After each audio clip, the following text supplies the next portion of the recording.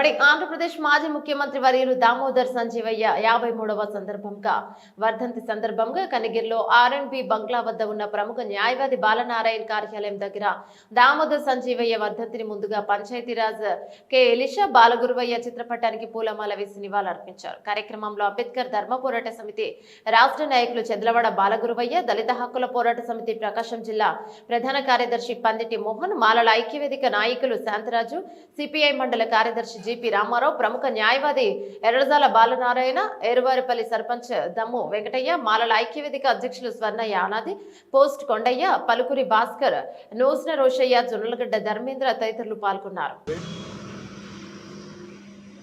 మొట్టమొదటి భారతదేశ దళిత ముఖ్యమంత్రి అయిన దామోదరం సంజీవయ్య గారి 53వ వర్ధంతి సందర్భంగా ఇక్కడ మనము సమావేశం అవడం జరిగింది.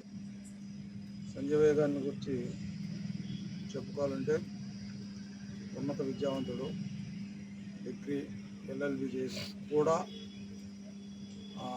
లాయర్గా ప్రాక్టీస్ చేయకుండా రాజకీయాలను చూసుకొని, అంటే ఆయన ఎప్పుడు పదవులు కోరుకోలే, ప్రతి పదవి ఆయన్ను అన్వేషించుకుంటూ వచ్చిన పదవిలో. ఆయన అయితే ఎవరిని అడగలే. మద్రాసులో లా అయిపోయిన తర్వాత 1950లో రాజ్యాంగ పరిషత్ అయిపోయిన తర్వాత అప్పుడున్న రూల్ ప్రకారము రాజ్యాంగ పరిషత్ సభ్యులు అందరూ పార్లమెంట్ సభ్యులు, వాళ్ళు మళ్ళీ ఎమ్మెల్యే కూడా ఉండొచ్చు. అట్లా ఆంధ్రప్రదేశ్ నుంచి ఎన్నికైన సర్దార్ నాగప్ప గారు 19 నుండి ఎన్నికైనారు.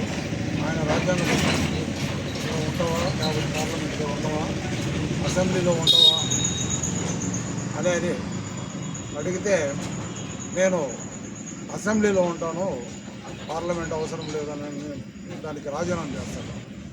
ఆ గ్యాప్ను ఫిల్అప్ చేయడం కోసం దామోదరం సంజయ్ గారిని మొట్టమొదటిసారిగా రాజకీయంగా రాజగోపాల్ రెడ్డి, సి రాజగోపాలాచారి ఆయన ఎలక్ట్ చేసి తమిళనాడు ముఖ్యమంత్రిగా ఉన్నాడు.